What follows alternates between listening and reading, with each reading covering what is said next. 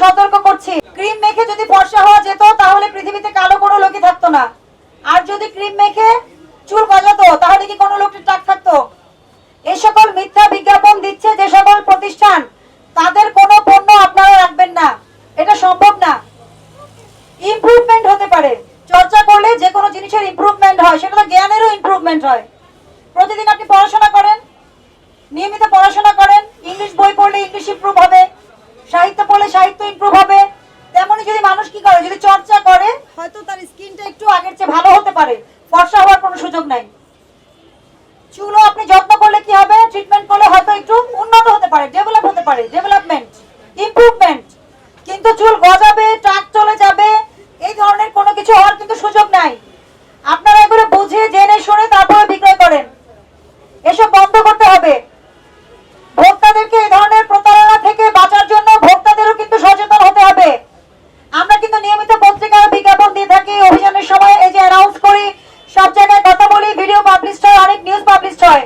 আপনারা দেখেন, দেখে বন্ধ করে রেখে দেন, কিন্তু শেখেন না, তাহলে তো এই প্রচারের কোনো লাভ নাই। যদি আপনারা না শিখেন, এই প্রচারের কোনো লাভ নাই। ভোক্তা হিসেবে আপনার দায়িত্ব যে কোনো পণ্য বা সেবা ক্রয়ের পূর্বে এটা সম্পর্কে জেনে কেনা। অবশ্যই আপনি পণ্যটা দেখবেন, পণ্যটা কোন দেশে উৎপাদন হয়েছে, এটার উৎপাদনের তারিখ কত, মেয়াদ উত্তীর্ণের তারিখ কত, এটা সর্বোচ্চ খুচরা বিক্রয় মূল্য কত, এবং সম্ভব হলে যে বারকোড দেওয়া থাকে সেটা স্ক্যান করে দেখবেন।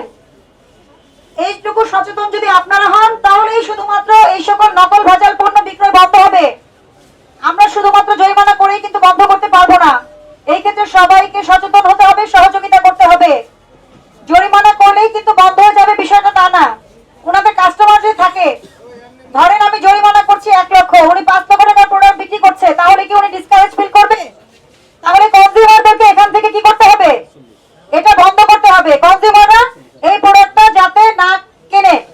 আপনারা যদি না কেনেন, এটা ডিমান্ড মার্কেটে ক্রিয়েট না হয়, তাহলে কিন্তু এই পণ্যগুলো বিক্রি করবে না ওনারা। আপনারা ভালো পণ্য কিনবেন, ওনারা ভালো পণ্য বিক্রয় করবে। নকল ভেজাল পণ্য থেকে সবাইকে সতর্ক করছি।